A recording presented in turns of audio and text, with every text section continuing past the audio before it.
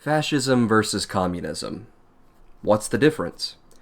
Well, both ideologies are commonly misunderstood. Unfortunately, one need only scream fascist or communist at one's opponent in order to get that opponent to go on the defensive. Both ideologies, at least in the American political world, are considered revolting. Communism and fascism are both dirty words in U.S. politics. However, with the growing political polarization in not just the United States, but in much of the world, more people are running to the extremes of the political spectrum. We seem to be at each other's throats now more than we have been in a very long time. So it's important to understand both of these ideologies, as more people begin to drift towards them. Both fascism and communism are poorly understood by many people. I've even heard some people use them interchangeably as if they're the same ideology. Well, folks, they're not. Let's start with communism. Communism as we know it came about in the 19th century, developed by German philosophers Karl Marx and Friedrich Engels. The two men recognized the brutal working conditions in industrial England, along with the exploitation of workers by wealthy business owners. They saw both the immense wealth that capitalism created, along with the immense poverty and inequality it created as well. The two began to develop their political philosophy and eventually wrote the Communist Manifesto, which was published in London in 1848. A criticism of capitalism, the Manifesto would become one of the most important political documents ever published, with its influence still being felt today. The pamphlet focused on class struggle, where economic classes become antagonistic to one another. Marx believed such antagonism would lead to a great social change in a society, and in particular, an industrial one. Specifically, the inequalities and perceived contradictions in a capitalist society would crumble, thus leading to socialism, where the workers, or proletariat, in an industrial society would overthrow the ruling class, or bourgeoisie, and seize the means of production. The means of production would no longer be held by private entities, but by society as a whole. Society would prosper, and people would take only what they needed, and there would be no desire for individual profit, as the populace as a whole would be profiting together. This would ultimately lead to communism, where class, private property, and even the state would cease to exist. Everyone would work together for the betterment of society as a whole, and economic exploitation would end. I could go in depth about the many interpretations of communism and Marxism, and the countries that tried, often disastrously, to implement these societies. But I don't want this video to be 3 months long, so I'll let you find the rest out on your own. There are so many different interpretations. Dear God, I mean, just look at this, and look at this, and look at this. Dear God.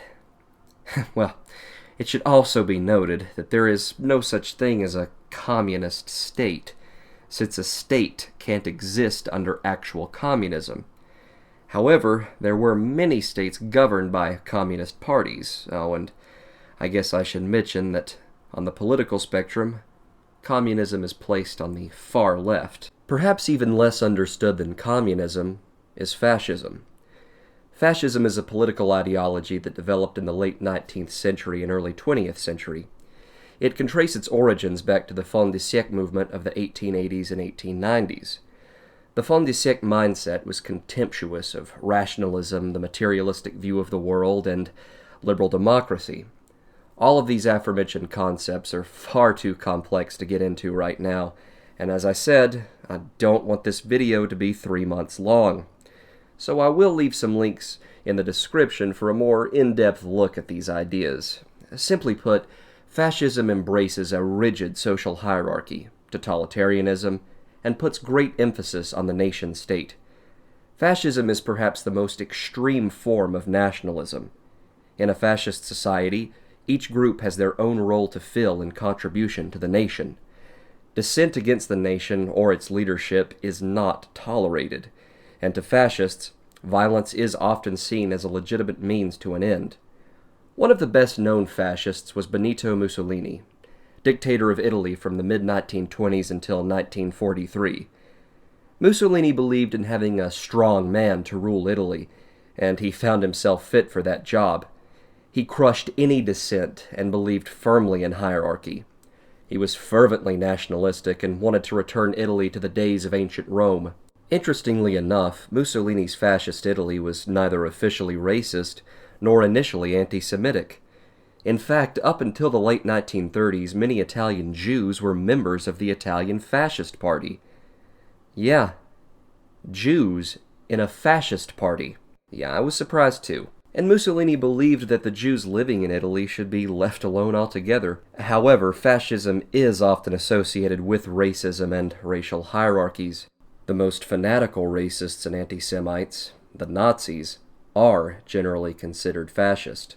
And while one could technically have a fascist state that isn't racist, it's pretty hard to ignore the overlap. Mussolini himself stated in a 1921 speech, "Fascism was born out of a profound, perennial need of this, our Aryan race." Economically speaking, fascism favors a mix of capitalism and public ownership, along with corporatism and class collaboration, with every class working together for the betterment of the nation-state. I could also talk about the various countries that tried to implement these societies to disastrous effect, but, well, you know the drill by now.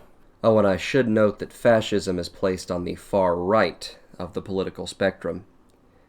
So now for a brief compare and contrast between the ideologies. Fascists despise communists, and communists, well, despise fascists. Communism embraces revolt from the working class against the ruling class to topple hierarchy, and to bring about a stateless and classless society. Communists generally disdain ultranationalism and racialist ideas.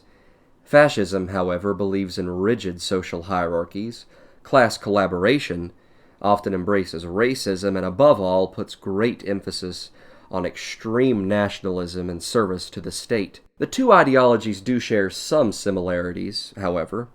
Their emphasis on collectivism, mutual contempt for liberal democracy, mutual mistrust of organized religion, their mutual embrace of violence as a means to an end, and the totalitarianism associated with both ideologies. However, the two are still greatly opposed to one another in most aspects. Fascists are disgusted by the ideas of toppling hierarchies and ridding the world of the state, while communists are disgusted by the ideas of class collaboration, racialist politics, and ultranationalism. Now, I have attempted to be as balanced as possible to both sides of the extremes on the political spectrum, and I'm sure that in my attempt to be balanced, I will get both sides to hate me. That's normally how it goes. But I do hope this video served some educational purpose. This wasn't meant to be an in-depth analysis of the many interpretations of communism and fascism, just a beginner's guide to both ideologies. And I'm sure the comments section of this video will be very reasonable, right? Right? Right? Oh, God. Ism. Geez, how many isms are mentioned in this damn video?